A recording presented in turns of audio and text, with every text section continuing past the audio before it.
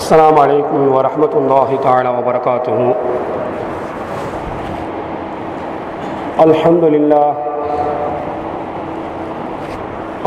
لله نحمده ونستعينه ونستغفره ونعوذ بالله من شرور أنفسنا ومن سيئات أعمالنا. من يهده الله فلا مضل له ومن يضلل فلا هادي له. ونشهد أن لا إله إلا الله وحده لا شريك له ونشهد أن محمدا عبده ورسوله. أما بعد فقد قال الله تعالى في القرآن العظيم وفي الفرقان المجيد: أعوذ بالله من الشيطان الرجيم. بسم الله الرحمن الرحيم. وقال ربكم ادعوني أستجب لكم. قال نبينا صلى الله عليه وسلم: الدعاء سلاح المؤمنين. صدق الله العلي العظيم. அளவற்ற அருளாளனும் நிகரற்ற அன்பொழியினுமாகிய எல்லாமல்ல அல்லாஹ்வின் திருப்பெயரால் நமது வார்த்தைகளை ஆரம்பம் செய்கின்றோம். சாந்தியும் சமாதானமும் நபிகள் பெருமானார் ரசூலுல்லாஹி ஸல்லல்லாஹு அலைஹி வஸல்லம் அவர்கள் மீதும் அவர்களை பின்பற்றி நடந்த சத்திய சஹாபாக்கள், தாபியீன்கள், தபா தாபியீன்கள், குறிப்பாக நம் அனைவர்கள் மீதும் என்றென்றும் உண்டாகட்டுமாக. அன்பார்ந்த அல்லாஹ்வின் நல்லடியார்களே, பெரியோர்களே, வாழ்க்கை என்பது ஏற்றத்தாழ்வுகளை கொண்டதாகும். இன்பத்திலேயே மிதப்பவர்களையும் காண முடியாது, துன்பத்திலேயே வாழ்க்கை முழுவதும் இருப்பவர்களையும் நாம் பார்க்க முடியாது. வாழ்க்கை என்பது மாறி மாறி வரக்கூடியவை. எனவே மனிதன் தனக்கு தேவையானதை அல்லாஹ்விடத்தில் பிரார்த்தனை செய்து பெறுவதற்கும், தனக்கு தேவையில்லாததை விட்டு நீங்கி தான் விரும்பிய வாழ்வை அமைத்துக் கொள்வதற்கும் ஒரு சக்தி தேவைப்படுகிறது. அந்த சக்தி தான் துவா எனப்படும். நபிகள் பெருமானார் ரசூலுல்லாஹி ஸல்லல்லாஹு அலைஹி வஸல்லம் சொன்னார்கள்: அத்-துஆஉ ரத்துல் ஹவா வ ரத்துல் பலா. பிரார்த்தனை என்பது சஞ்சலங்களை அகற்றும், விதியை வெல்லும் என்று நபிகள் பெருமானார் ரசூலுல்லாஹி ஸல்லல்லாஹு அலைஹி வஸல்லம் சொன்னார்கள்.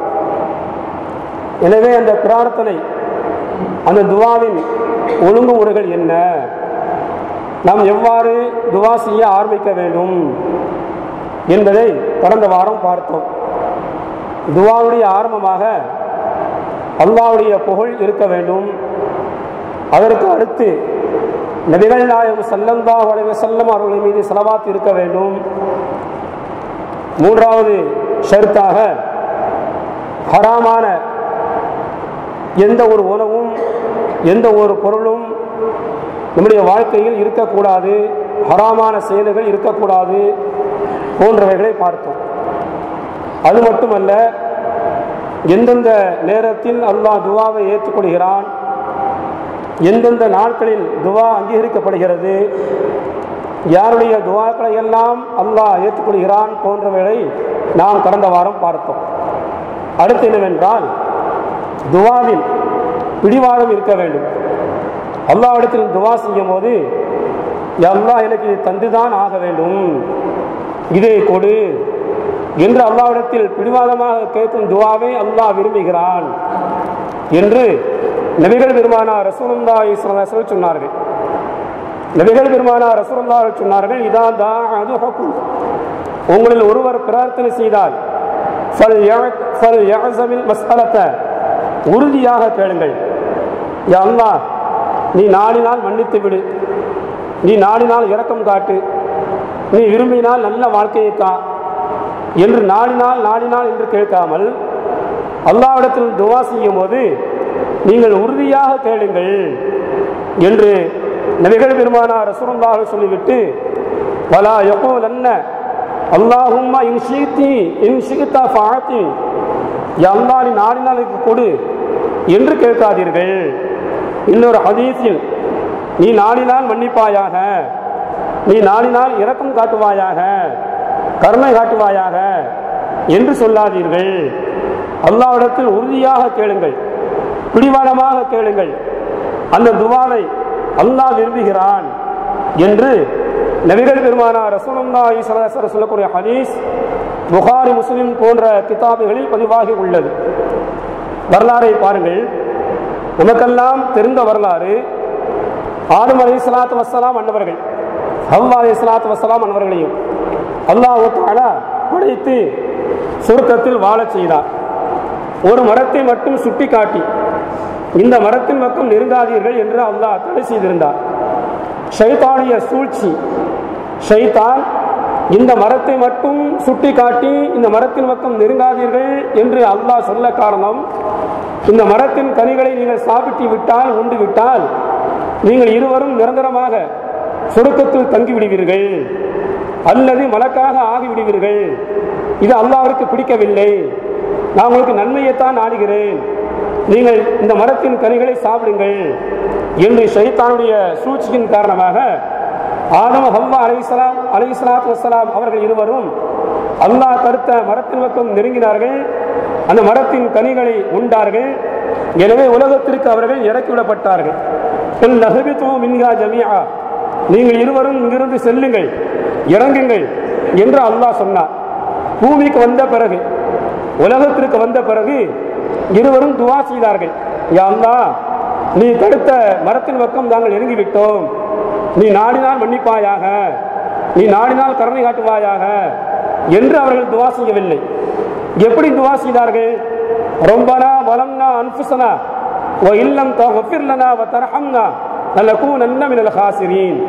எங்கள் இறைவா யா அல்லாஹ், எங்களுக்கு நாங்களே அநீதம் அளித்துக் கொண்டோம், எங்கள் மீது கருணை காட்டவில்லை என்றால், இரக்கம் காட்டவில்லை என்றால், எங்களுடைய பாவங்களை நீ மன்னிக்கவில்லை என்றால் நாங்கள் பெரும் நஷ்டவாளியாக ஆகிவிடுவோம். யா அல்லாஹ், உங்களுடைய பாவத்தை மன்னிப்பாயாக, கருணை காட்டுவாயாக என்று அல்லாஹ்விடத்தில் உறுதியாக கேட்டார்கள். நீ நாடினால் மன்னி, நீ நாடினால் இரக்கம் காட்டு என்று சொல்லவில்லை. உடைய மன்னிப்பும் கருணையும் எங்களுக்கு இல்லை என்றால் நாங்கள் பெரும் நஷ்டவாளி அல்லாஹ், எங்கள் மீது கருணை காட்டி எங்களுடைய பாவங்களை எல்லாம் மன்னித்து விடு அல்லாஹ் என்று அல்லாஹ்விடத்தில் உறுதியாக துஆ செய்தார்கள் என்ற வரலாறை பார்க்கிறோம். அதே போன்று நபிகள் பெருமானார் ரசூலுல்லாஹி ஸல்லல்லாஹு அலைஹி வஸல்லம் அவர்கள் மதீனாவுக்கு வந்த பிறகு மக்கத் வாசிகள் எல்லாம் மதீனாவுக்கு சென்ற முஸ்லிம்கள் நிம்மதியாக சந்தோஷமாக வாழ்கிறார்கள். அவர்களை நிம்மதியாக சந்தோஷமாக வாழவிடக்கூடாது என்ற எண்ணத்தில் படையெடுத்து மதீனா நகரை நோக்கி வந்தார்கள். பத்ர் யுத்தத்தில் அந்த படைகள் இருந்தன. சஹாபாக்களை அழைத்து நபிகள் பெருமானார் ரசூலுல்லாஹி ஸல்லல்லாஹு அலைஹி வஸல்லம் அவர்கள் ஆலோசனை கேட்டு, நம்மை எதிர்த்து தாக்க வந்த எதிரிகளை நாம் எதிர்த்து போராட வேண்டும் என்ற ஆலோசனையை அதிகமான சஹாபாக்கள் சொன்னதன் காரணமாக நபிகள் பெருமானார் ரசூலுல்லாஹி ஸல்லல்லாஹு அலைஹி வஸல்லம் அவர்கள் 300க்கும் அதிகமான சஹாபாக்களை அழைத்துக் கொண்டு பத்ர் களத்தை நோக்கி சென்றார்கள். அங்க சென்ற பிறகு பார்த்தால் எதிரிகள் அதிகமாக இருக்காங்க, எதிரிகளும் அதிகமாக இருக்கிறார்கள், ஆயுதங்கள் அதிகமாக இருக்கிறது, படைப்பலமும் ஆட்கள் பலமும் குதிரை பலமும் ஒட்டக பலமும் அதிகமாக இருக்கிறது. ஆனால் தன் பக்கமோ முஸ்லிம்கள் கம்மியாக இருக்கிறார்கள், ஆயுதங்கள் கம்மியாக இருக்கிறது, கால்நடைகள் அதாவது ஒட்டகங்கள் குதிரைகள் எல்லாம் கம்மியாக இருக்கிறது. இதை பார்த்த நபிகள் பெருமானார் ரசூலுல்லாஹி ஸல்லல்லாஹு அலைஹி வஸல்லம் அவர்கள் சஜிதாவில் விழுந்து உறுதியாக கேட்டார்கள், யா அல்லாஹ், என் பக்கம் இருக்கும் மக்களுக்கு நீ வெற்றியை கொடுக்கவில்லை என்றார். உலகம் அழியும் வரை உன்னை வணங்க உலகத்தில் யாரும் இருக்க மாட்டார்கள், யா அல்லாஹ் நீ வெற்றியை கொடு என்று உறுதியாக அல்லாஹ்விடத்தில் துஆ செய்தார்கள். அல்லாஹ் வெற்றியை கொடுத்தான். 5000 மலக்குமார்கள் அல்லாஹ் அனுப்பி வைத்து அந்த பத்ர் யுத்தத்தில் அல்லாஹ் நபிகள் பெருமானார் ரசூலுல்லாஹி அவர்களுக்கும் சஹாபாக்களுக்கும் வெற்றியை கொடுத்தான் என்ற வரலாறை பார்க்கிறோம். இந்த 2 வரலாறும் நமக்கு உணர்த்துவது என்ன? அல்லாஹ்விடத்தில் பிரார்த்தனை செய்யும் போது உடைய பிரார்த்தனை அங்கீகரிக்கப்பட வேண்டும் என்றால் அந்த பிரார்த்தனைய ஒழுக்கங்களில் பிரார்த்தனையில் பிடிவாதம் இருக்க வேண்டும். யா அல்லாஹ், என் பாவத்தை போக்கிவிடு, என் கஷ்டத்தை நீக்கிவிடு, எனக்கு இருக்கும் நோயை குணப்படுத்தி விடு யா அல்லாஹ் என்று பிடிவாதத்தோடு நாம் கேட்க வேண்டும் என்று நபிகள் பெருமானார் ரசூலுல்லாஹி ஸல்லல்லாஹு அலைஹி வஸல்லம் சொல்லக்கூடிய வரலாறை நாம் பார்க்கிறோம், ஹதீஸை பார்க்கிறோம். இப்ராஹிம் அலைஹிஸ்ஸலாத்து வஸ்ஸலாம் அவர்கள் காபத்துல்லாவை கட்டி முடித்த பிறகு இந்த பணியை இறைவன் ஏற்றுக்கொள்வாயாக, நீ பாவத்தை மன்னிப்பாயாக, கருணை காட்டுவாயாக, நீ விரும்பினால் ஏற்றுக்கொள் என்று கேட்கவில்லை. நீ விரும்பினால் கருணை காட்டு என்று சொல்லவில்லை. நீ விரும்பினால் பாவத்தை மன்னித்து விடு என்று சொல்லவில்லை.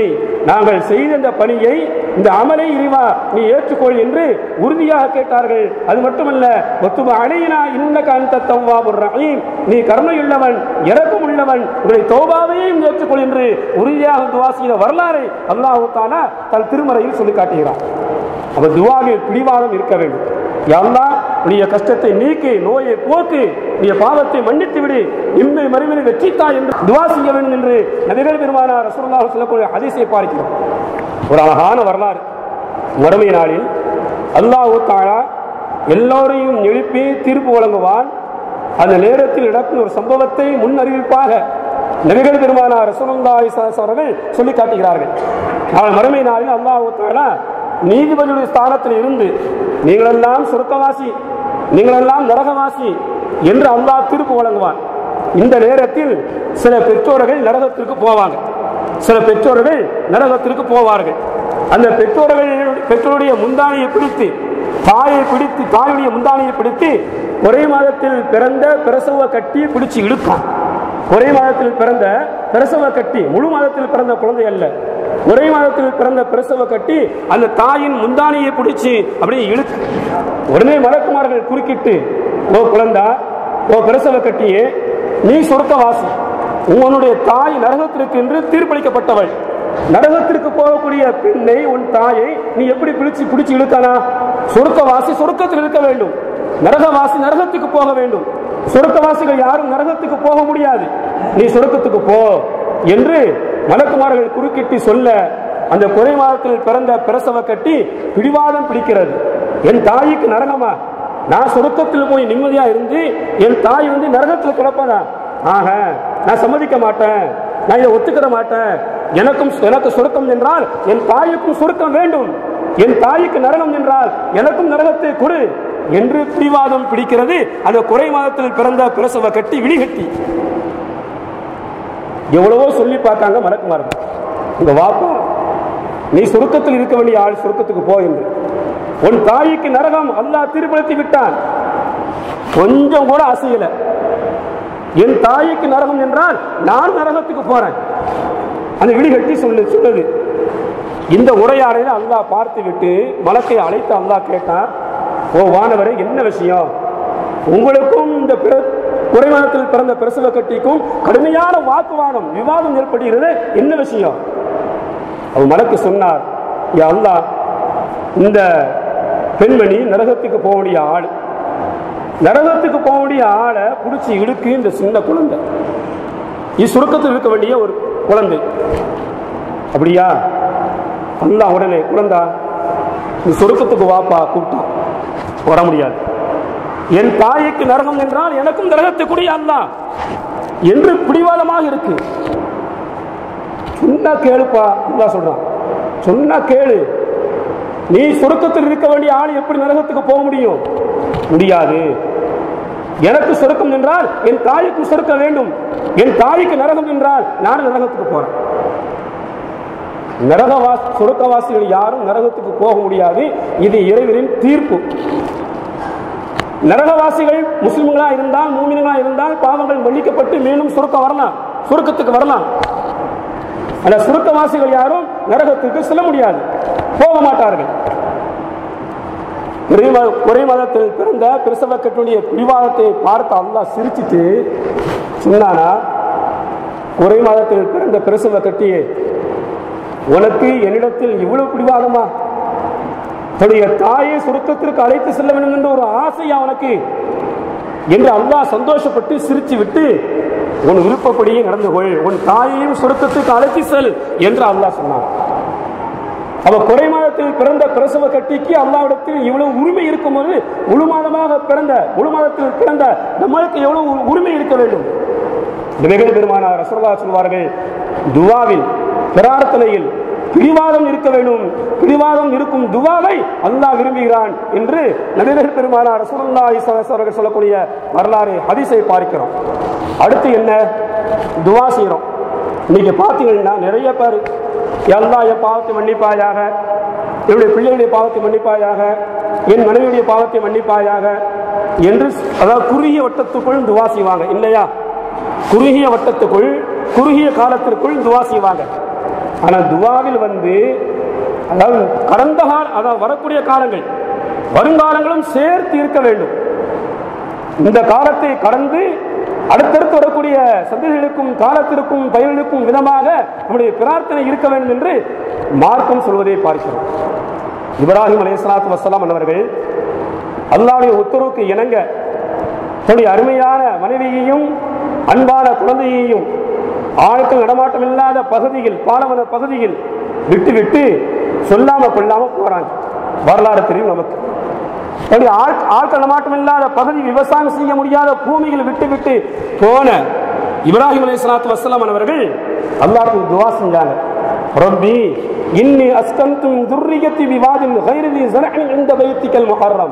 என் இறைவா, விவசாயம் செய்ய முடியாத பாலைவன பகுதியில் உன்னுடைய புனிதமான ஆலயத்திற்கு அருகாமையில் இந்த குடும்பத்தை நான் அமர்த்தி விட்டு வந்திருக்கிறேன் யா அல்லாஹ். எனவே ரப்பனா லியுகீமுஸ் ஸலாத ஃபஜஅல் அஃபீதத்தம் மினன் நாஸ், தொழுகையை நிலைநாட்டுவதற்காக வேண்டிய மக்களை அங்கே நீ அனுப்பி வைப்பாயாக, கூட்டத்தை அனுப்பி வைப்பாயாக. வர்ஸுகுஹும் மினஸ் ஸமராத், கனி வர்க்கங்களை உணவாக குறிப்பாயாக. லஅல்லக்கும் தஷ்குரூன் லஅல்லக்கும் யஷ்குரூன், அவர்கள் நன்றி செலுத்துவார்கள் என்று அவர்கள் துஆ செய்தார்கள்.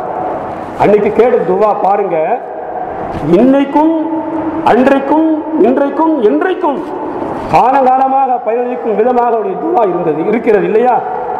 எல்லா நாடுகளிலும் கிடைக்கிற கனிவர்க்கங்களை நம்ம அங்க பார்க்கலாம். எத்தனை வகையான கனிவர்க்கங்கள், எத்தனை வகையான கனிவர்க்கங்களை நாம் மக்காவில் பார்க்க முடிகிறது. அப்ப அவர் துவா பாருங்க, அன்றைய காலத்தில் முடிந்துவதற்குண்டான துவா கிடையாது, காலகாலமாக பயனளிக்கக்கூடிய துவா இருந்தது.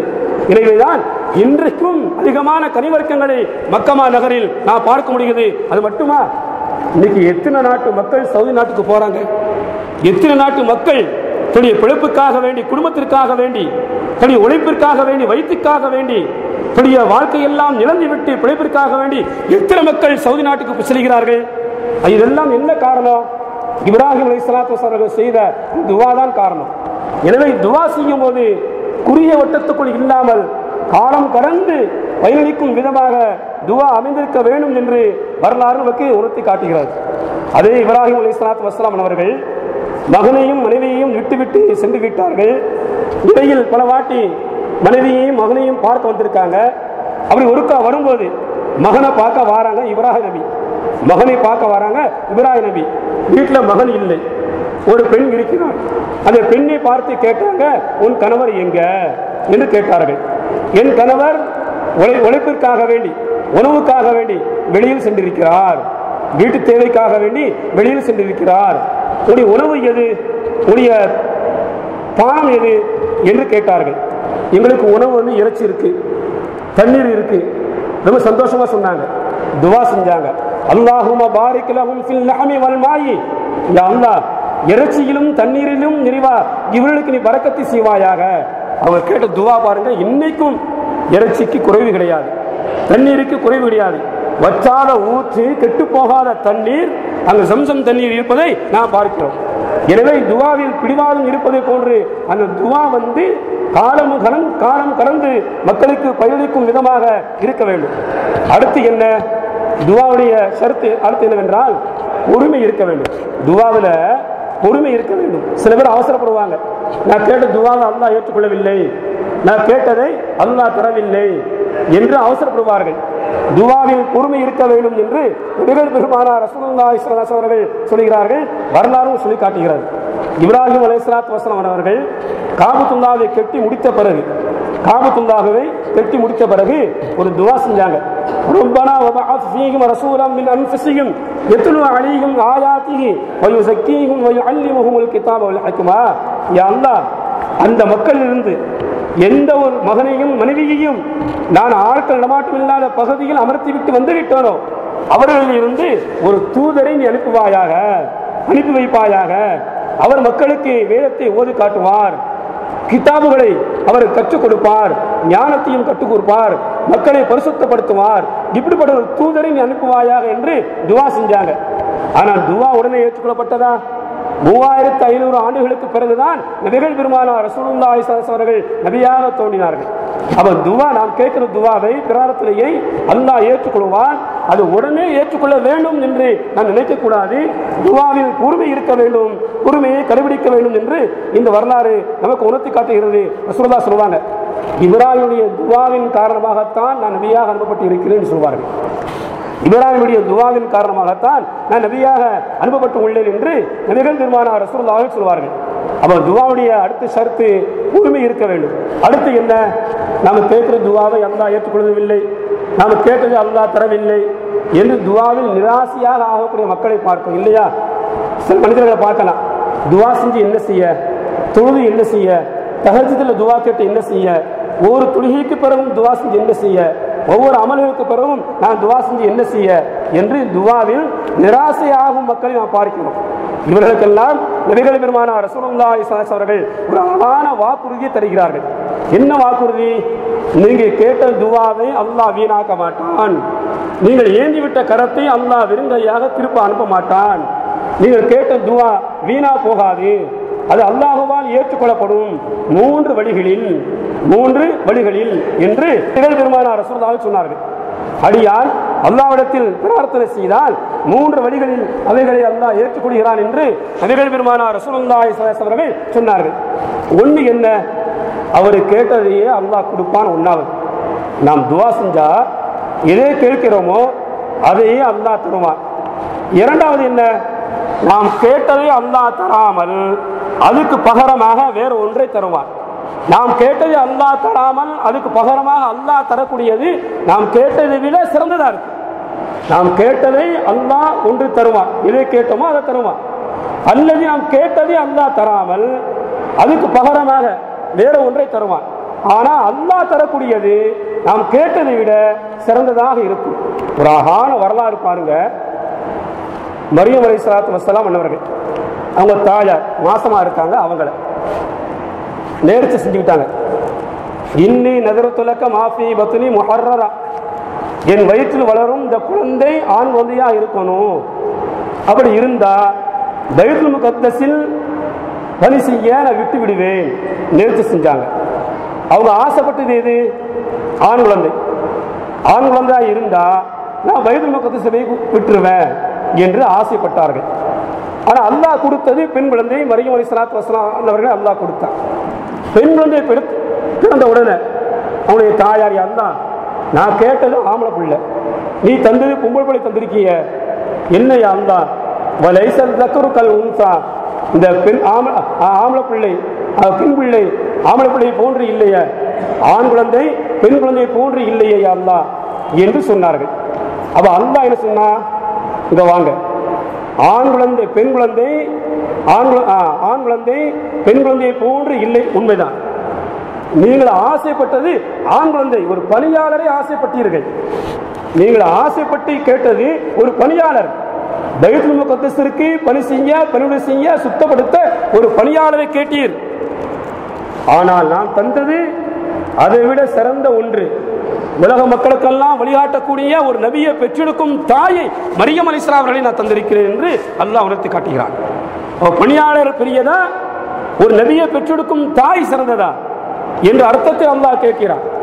எனவே நபிகள் பெருமானார் ரசூலுல்லாஹ் சொல்வார்கள், நீங்கள் துவா கேட்டால் அந்த துவா வீணா போகாது, அந்த துவாவை அல்லாஹ் ஏற்றுக்கொண்டு 3 வழிகளில் அவைகளை நிறைவேற்றுவான்.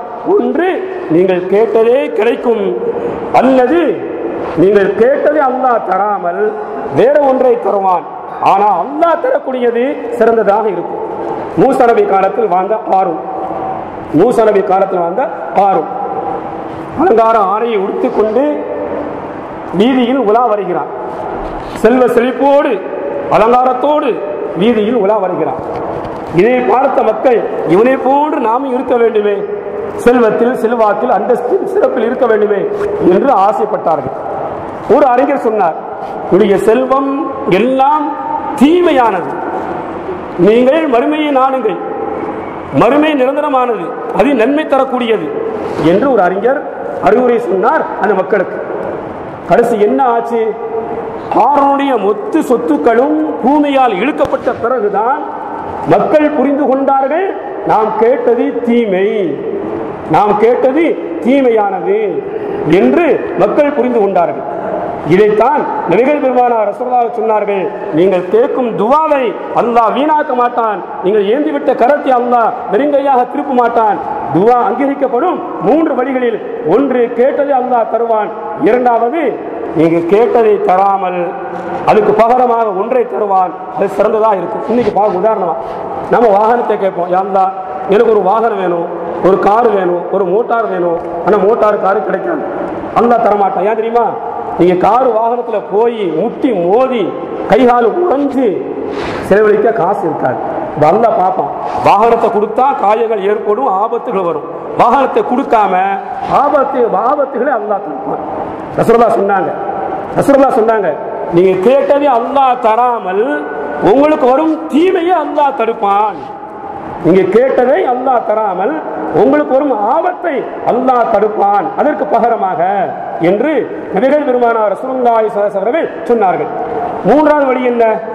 நாம் கேட்டது அல்லாஹ் தரமாட்டான், அதுக்கு பகரமாகவும் அல்லாஹ் தரமாட்டான். ஆனால் மறுமையில் அதற்குண்டான நன்மையை தருவான். மறுமையில அதற்குண்டான நன்மையை அல்லாஹ் தருவான். நம்முடைய வணக்கங்களில் ஏதாவது குறைகள் இருக்குமையானால், ஃபர்லான வணக்கங்களில் ஏதாவது குறைகள் இருக்குமானால், சுன்னத்தான வணக்கங்கள், நஃபிலான வணக்கங்கள் அல்லாஹ் பார்ப்பான், பிரார்த்தனையும் பார்ப்பான். துவா செஞ்சிருக்கான், நன்மை தூக்கி போடு, குறையை நிவர்த்தி செய், சொர்க்கத்திற்கு என்று அல்லாஹ் அனுப்பி வைப்பான். இப்படி 3 வழிகளில் அல்லாஹ் தஆலா துவாவை ஏற்றுக்கொள்வான். எனவே துவா கேட்போர் நிராசையா ஆக வேண்டாம் என்று நபிகள் பெருமானார் ரசூலுல்லாஹி ஸல்லல்லாஹு அலைஹி வஸல்லம் சொன்னார்கள். அடுத்து என்ன? ஒரு வாசகத்தை சொல்லி துவா செஞ்சா நிச்சயமாக அல்லாஹ் தஆலா அந்த துவாவை ஏற்றுக்கொள்வான் என்றார்கள் நபிகள் பெருமானார் ரசூலுல்லாஹி ஸல்லல்லாஹு அலைஹி வஸல்லம். ஒரு வாசகத்தை சொல்லி துவா செஞ்சா அந்த துவாவை அல்லாஹ் நிச்சயமாக ஏற்றுக்கொள்வான் என்றார்கள் நபிகள் பெருமானார் ரசூலுல்லாஹி ஸல்லல்லாஹு அலைஹி வஸல்லம். அது என்ன வாசகம்? லா இலாஹ இல்லா அன்த சுப்ஹானக இன்னி குன்து மினல் ஸாலிமீன். நமக்கெல்லாம் தெரியும் இல்லையா? லா இலாஹ இல்லா அன்த சுப்ஹானக இன்னி குன்து மினல் ஸாலிமீன். இந்த வாசகத்தை சொல்லி துவா செஞ்சா நிச்சயமாக அல்லாஹ் ஏற்றுக்கொள்வான். வல்லாஹி, அல்லாஹ் மீது ஆணையாக அல்லாஹ் ஏற்றுக்கொள்வான். நம்ம யாரா சொல்லிருக்கோமா துவா கேட்கும் போது லா இலாஹ இல்லா அன்த சுப்ஹானக இன்னி குன்து மினல் ஸாலிமீன் துவாவை ஓதி இந்த வாசகத்தை சொல்லி துவா செஞ்சிருக்கோமா? சும்மா கையேந்துவோம். சில பேர் கழுத்தை தொங்க போட்டிருப்பாங்க, சில பேர் இப்படி தொங்க போட்டிருப்பாங்க, சில பேர் ஊட்டி கீழே போட்டிருப்பாங்க. ரொம்ப ஒரு பொடுவோக்கு இல்லையா? ரொம்ப ஒரு பொடுவோக்கு. அல்லாஹ்ட்ட கேட்கும் போது உங்களுக்கு ஒண்ணு கிடைக்க போகுது, எப்படி நிற்போம்? ஆசையோடு இருப்போம், இல்லை எதிர்பார்த்து நிற்போம் நிற்க மாட்டோமா? ஒரு ஆள் பரிசு தர போறாரு, ஒரு பொருளை தர போறாருன்னா அப்படியே ஆவணம் நிற்போம் எதிர்பார்த்து. இந்த மாதிரி தான் துவா இருக்க வேண்டும். அரசர்களுக்கெல்லாம் அரசன், பெருமரசன் அல்லாஹ். அவனை எப்படி இருக்கணும், எப்படி துவா செய்யணும்? ஒரு ஆசையோடும் ஆர்வத்தோடும் உறுதியோடும் நம்முடைய பிரார்த்தனை அமைந்திருக்க வேண்டும். அந்த மாதிரி பிரார்த்தனை இருக்கா? இஸ்லாம் சொல்லக்கூடிய வழிமுறைகளில், ஒழுங்குமுறைகளில் நம்முடைய துவா பிரார்த்தனை இருக்கா? எப்படி அல்லாஹ் துவாவை ஏற்றுக்கொள்வான்? இன்னைக்கு நிறைய பேர் துவா செய்யலாம் இல்லையா? இந்த தேர்தல் இடத்துல அல்லாஹ் இஸ்லாத்திற்கும் முஸ்லிம்களுக்கும் எதிரான ஆட்சியை தந்துடாத, குடும்பம் ஆட்சி ஏற்படுத்திடாத என்று துவா செஞ்சோம். ஆனா கேட்டது ஒண்ணு, நடந்தது ஒண்ணு. என்ன காரணம்? எத்தனை மக்கள் துவா செஞ்சாங்க? இந்திய நாட்டில் வாழும் மக்கள் எல்லாம் துவா செய்தார்கள். இந்திய நாட்டு மக்கள் எங்கெல்லாம் இருக்காங்களோ அவரெல்லாம் அங்க துவா செஞ்சாங்க, துவா செய்தார்கள். எல்லாம் இஸ்லாத்திற்கும் முஸ்லிம்களுக்கும் எதிரான ஆட்சி இந்திய நாட்டில் ஏற்பட்டுவிடக் கூடாது துவா செய்தார்கள். ஏன் அல்லாஹ் ஏற்றுக்கொள்ளவில்லை? துவாவின் ஒழுங்கை நாம் பேணவில்லை, எனவே ஏற்றுக்கொள்ளவில்லை. துவாவின் ஒழுங்கை நாம் கடைபிடிக்கவில்லை, எனவே அல்லாஹ் ஏற்றுக்கொள்ளவில்லை. அவ எல்லாத்திற்கும் ஒரு ஒழுங்குமுறை இருக்கு, எல்லாத்திற்கும் ஒரு விதிமுறைகள் ஒழுங்குமுறைகள் உண்டு. அந்த விதிமுறைகளையும் ஒழுங்குமுறைகளையும் பேணி நடக்கும்போது எல்லாம் சரியா இருக்கும். அதே போன்றுதான் துவாவின் ஒழுக்கங்கள். அல்லாஹ்ட்ட துவா செய்யும் போது இஹ்லாஸோடு கேட்கணும். நம்முடைய உள்ளத்திலிருந்து வார்த்தைகள் வரணும், உள்ளத்திலிருந்து வார்த்தைகள் வரணும். சும்மா நாவல கேட்கக்கூடாது, உதட்டுல கேட்கக்கூடாது. உதிக்கி விழுகின்ற ஒவ்வொரு வார்த்தையும் உள்ளத்திலிருந்து உதிக்கணும். அந்த துவாவிற்குத்தான் அல்லாஹ்விடத்தில் மதிப்பு இருக்கு. அந்த துவா தான் அல்லாஹ்விடத்தில் மிகப்பெரிய ஒரு மாற்றத்தை ஏற்படுத்தும். இன்னைக்கு சும்மா உட்கார்ந்துக்கிட்டு இப்படி அசைஞ்சா போதுமா? உதடு மட்டும் இப்படி அசைஞ்சா போதுமா? காக்கா பறவைகள் எல்லாம் இப்படி ஆட்டுது. அந்த மாதிரி ஆட்டி நெசிய உதட்ட நான் அசைஞ்சு நெசிய இங்கிருந்து உதிக்கணும். அது கவலையா இருந்தாலும் சரிதான், சந்தோஷமான துவா இருந்தாலும் சரிதான், உள்ளத்தில் இருந்து உதித்து வார்த்தையில் வரக்கூடிய அந்த துவாவிற்கு தான் அல்லாஹ்விடத்தில் மதிப்பு இருக்கு. அந்த துவாவைத்தான் அல்லாஹ் ஏற்றுக்கொள்வான். எனவே நாம் அல்லாஹ்விடத்தில் துவா செய்யும் போது லா இலாஹ இல்லா அன்த சுப்ஹானக இன்னீ குன்து மினல் ஸாலிமீன் இந்த வாசகத்தை சொல்லி துவா செஞ்சால் அந்த துவா ஏற்றுக்கொள்ளப்படும் என்றார்கள் நபிகள் பெருமானார் ரசூலுல்லாஹி ஸல்லல்லாஹு அலைஹி வஸல்லம். பைஹகி என்ற கிதாபில் இன்னொரு செய்தியும் பதிவாக இருக்கு. பிரசவ நேரத்தில் ஒரு பெண்மணி இந்த வார்த்தையை சொன்னால் கஷ்டமில்லாம பிள்ளையை பெற்றெடுப்பாள். பிரசவ நேரத்தில் ஒரு பெண்மணி இதை கூறி துவா செஞ்சால் கஷ்டமில்லாமல் குழந்தையை பெற்றெடுப்பாள் என்று பைஹகி என்ற கிதாபில் இந்த வாசகம் இருக்கிறது. அப்ப எவ்வளவு உயர்ந்த வார்த்தையா இருக்கணும், எவ்வளவு ஒரு கஷ்டம் தெரியுமா? குழந்தையை பெற்று பிரசவம் சொல்றாங்க இல்லையா, அவ செத்து பிழைக்கா. நம்ம நினைக்கும் நமக்கு அழகான ஒரு ஆண் குழந்தைய உன் மனைவி பெற்று தந்துட்டான், நம்ம விரும்பிய பெண் குழந்தைய மனைவி பெற்று தந்துட்டாங்க. எவ்வளவு கஷ்டம் தெரியுமா? நமக்கு தந்த 10 நிமிஷம் சுகத்திற்காக வேண்டி 10 மாசம் அவ கஷ்டப்படுகிறாள். பெக்கும் போதும் கஷ்டப்படுகிறாள், வளர்க்கும் போதும் கஷ்டப்படுகிறாள். அல்லாஹ் சொல்லக்கூடிய செய்தி வார்த்தை. அல்லாஹ் சொல்கிறான் ஹமலத்துஹு உம்முஹு வவதஅத்துஹு குருஹா வஹமலத்துஹு குருஹா. உடைய தாய் உன்னை சுமக்குகின்ற பொழுதும் கஷ்டப்படுகிறாள், உன்னை பெக்கும் போதும் கஷ்டப்படுகிறாள். அதான் பிரசவம், செத்து பிழைக்கிறாள் அந்த தாய் குழந்தையை பெக்கும் போது. அப்ப அந்த நேரத்தில் இந்த வார்த்தையை லா இலாஹ இல்லா அன்த சுப்ஹானக இன்னீ குன்து மினல் ஸாலிமீன் என்ற அந்த வார்த்தையை சொன்னால் கஷ்டமில்லாமல் குழந்தையை பெற்றெடுப்பாள் என்று நபிகள் பெருமானார் ரசூலுல்லாஹ் சொன்னார்கள் என்றால், அப்ப இந்த வார்த்தையை சொல்லி நாம் துவா செஞ்சா நிச்சயமாக துவாக்கள் ஏற்றுக்கொள்ளப்படும் இல்லையா? எனவே இவைகளெல்லாம் பேணி நாம் பிரார்த்தனை செய்ய வேண்டும், துவா கேட்க வேண்டும். துவாக்கள் அங்கீகரிக்கப்படக்கூடிய நாட்களும் நேரங்களும் மாதங்களும் உண்டு. அவைகளை பயன்படுத்தி நாம் நினைத்தது அல்லாஹ்விடத்தில் பெறுவோமாக. வாஹு தாவானா அல்ஹம்துலில்லாஹி ரப்பில் ஆலமீன். அஸ்ஸலாமு அலைக்கும் வரஹ்மத்துல்லாஹி தஆலா வ பரகாத்துஹு.